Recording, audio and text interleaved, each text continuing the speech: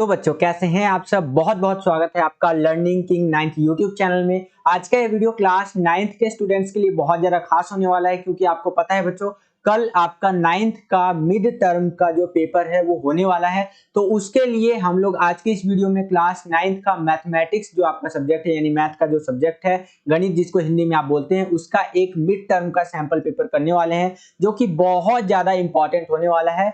कल जो आपका पेपर होने वाला है, कल की डेट में, यानी कि 20 अक्टूबर 2022। जी हाँ बच्चों, 20 अक्टूबर 2022 को जो क्लास 9th का आपका पेपर होने वाला है उसके लिए, ठीक है।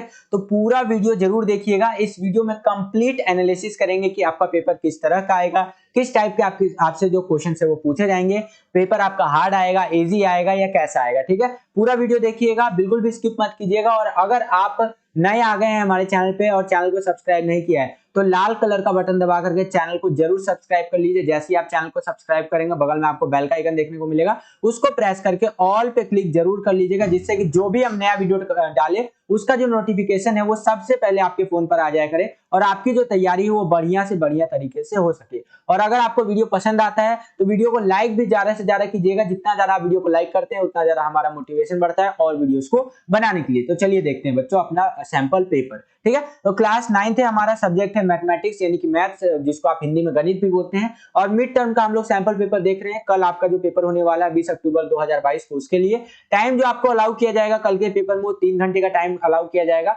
और मैक्सिमम मार्क्स जो आपका रहने वाला है वो 80 यानी कि 80 नंबर रहने वाला है, ठीक है। तो 80 नंबर का आपका पेपर आएगा, ध्यान रखिएगा।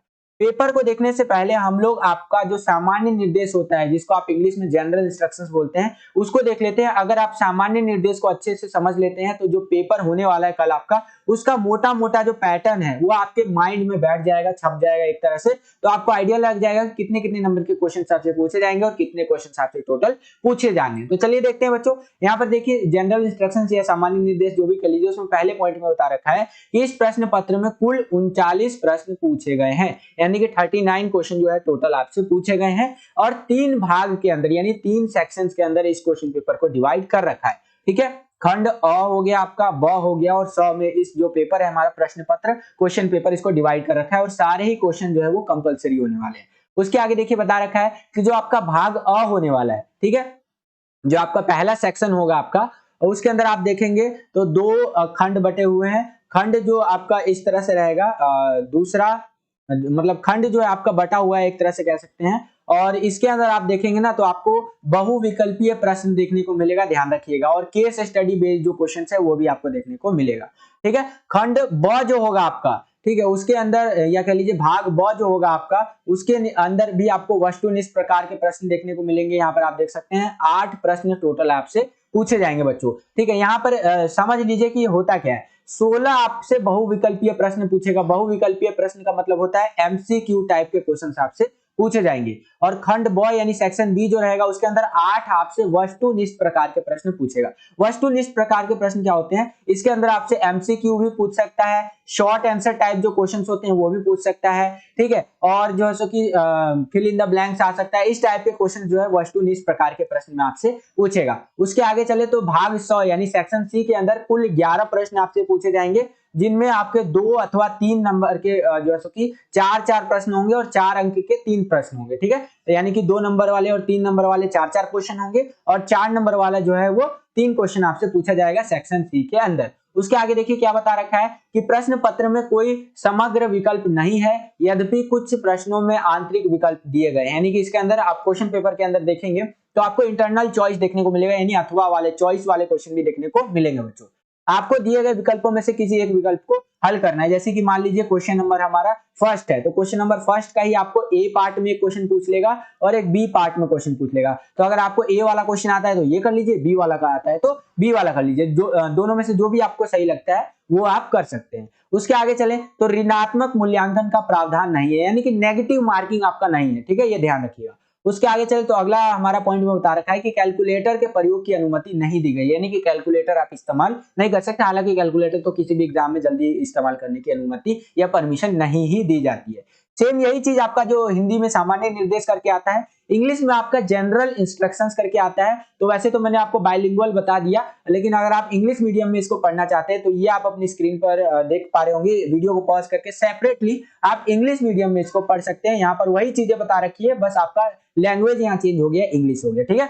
तो ये था आपका जनरल इंस्ट्रक्शंस, जो कि कल आपका जो पेपर होने वाला है क्लास 9 का मैथ का, उसके लिए बहुत ज्यादा इंपॉर्टेंट है, आपको ये चीजें पता होनी चाहिए। चलिए अपने हम पेपर को देखते हैं कि कैसा आपका पेपर आया है, कितने कितने नंबर के क्वेश्चन मतलब कैसे कैसे फॉर्मेट में आपसे पूछ रखा है। तो चलिए वीडियो को शुरू करते हैं। यहाँ पर आप देख पा रहे होंगे बच्चों, ये जो पेपर दिया गया है ये directorate of education GNCT of Delhi, यानी कि जो आपका DOE है उनकी तरफ से दिया गया है। यहाँ पर आप देख ही सकते हैं, और सामान्य निर्देश हमने ऑलरेडी जो है डिस्कस कर लिया। हमारा जो सेक्शन ए रहेगा, जिसको सेक्शन ए का मतलब जिसको आप खंड अ भी बोलते हैं या भाग अ भी बोलते हैं, इसके पार्ट 1 या पार्ट ए कह लीजिए, इसके अंदर आपसे MCQ टाइप के क्वेश्चन पूछे जाएंगे। यहाँ पर आप देख सकते हैं इस प्रकार से क्वेश्चन पूछे जाएंगे, ये आप अपनी स्क्रीन पर देख ही सकते हैं बच्चों। हिंदी और इंग्लिश दोनों मीडियम में है, तो दोनों मीडियम के बच्चे अपना पेपर देख लीजिए। आपके दिमाग में बैठा होना चाहिए कि आपका पेपर कल का कैसा आने वाला है, ठीक है। तो ये देखेंगे तो यहाँ पर जो क्वेश्चंस आपसे पूछे जाएंगे ये MCQ बेस्ड होने वाले हैं, ठीक है। वीडियो को पॉज कर करके आप सारे क्वेश्चंस को रीड कर सकते हैं। मैं आपको पूरा फॉर्मेट दिखा देता हूँ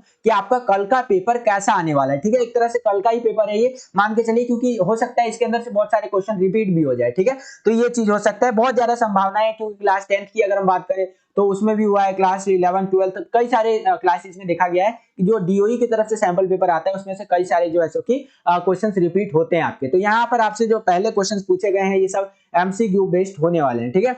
यानी कि 4 में से एक जो है विकल्प आपका उसका चयन करना है, 4 में से एक आपको सही जो है उत्तर देना है। यहीं पर मैंने बताया था कि आपको अथवा भी देखने को मिलेगा, चॉइस भी देखने को मिलेगा। तो यहाँ पर आप देख पा रहे होंगे, यहाँ पर आपको अथवा देखने को मिला है, चॉइस देखने को मिला है 8वें क्वेश्चन के अंदर। अथवा में क्या होता है बेसिकली कि अगर आपको ये वाला क्वेश्चन, ये ऊपर जो पूछ रखा है ये आता है तो ये कर दीजिए, ये नहीं आता तो नीचे आपसे ये क्वेश्चन पूछ रखा है ये कर लीजिए, ठीक है। तो यहाँ पर आपके लिए बेनिफिट हो जाता है। तो अथवा वाले क्वेश्चन जो है सो कि आपके लिए एक तरह से मान लीजिए ब्रह्मास्त्र होता है कि ऊपर वाला नहीं आता तो भाई नीचे वाला कर सकते हो। उसके आगे चले तो यहाँ पर आप देख सकते हैं कि MCQ बेस्ड जो क्वेश्चंस आपसे पूछे गए हैं बच्चों, ये आप अपनी स्क्रीन पर देख सकते हैं इस प्रकार से, ठीक है।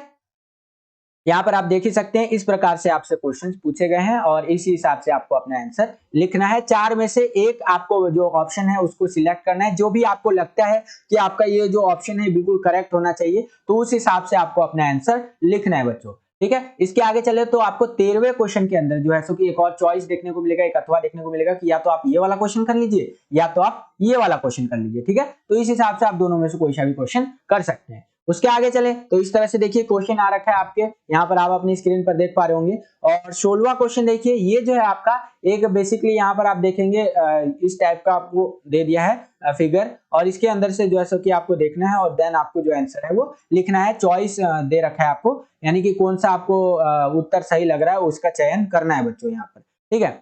तो number of visitors, number of days के ऊपर दे रखा है आपका। उसके आगे चले तो हमारा सेक्शन ए के अंदर यानी खंड अ के अंदर कह लीजिए, भाग अ के अंदर आपका पार्ट 1 कर रहे थे हम लोग, अब पार्ट 2 देखिए, ठीक है। इसके अंदर सेक्शन दूसरा जिसको आप कह सकते हैं, इसके अंदर हमसे क्वेश्चन नंबर 17 से लेके 20 तक क्वेश्चन पूछेगा और ये केस स्टडी बेस्ड क्वेश्चन होंगे बच्चों, ध्यान रखिएगा। तो केस स्टडी बेस्ड क्वेश्चन कैसे पूछे जा रहे हैं यहाँ पर आप देख सकते हैं, इस तरह से आपका आएगा। जैसे कि फॉर एग्जांपल 17वां क्वेश्चन आप देख सकते हैं, यहाँ पर क्या है कि एक चित्र दे दिया है, एक इमेज दे दिया है और इसको आपको ध्यान से देखना है, एक तरह से समझना है इस इमेज को, ठीक है। और इस इमेज को समझने के बाद आपको यहाँ पर बता रखा है कि उपरोक्त जानकारी के आधार पर निम्नलिखित प्रश्नों को उत्तर देने हैं, based on the above information answer the following questions, ठीक है। तो जो आपको इन्फॉर्मेशन दे रखा है उसी के बेसिस पे आपको अपना आंसर जो है सो कि लिखना है। मतलब यहाँ पर जो आपका इस तरह से चित्र दे रखा है उसके बेसिस पे, तो ये देख सकते हैं ये भी आपका MCQ बेस्ड रहने वाला है। आप यहाँ पर देखेंगे तो आपको देखने को मिल जाएगा, ठीक है, इस तरह से। तो MCQ रहेगा तो एक तरह से आपके लिए बेनिफिशियल ही है, क्योंकि कई बच्चों को अगर पेपर नहीं भी आता है तो वो इजीली क्या कर सकता है, MCQ में से 4 में से एक तो सही कर ही सकता है।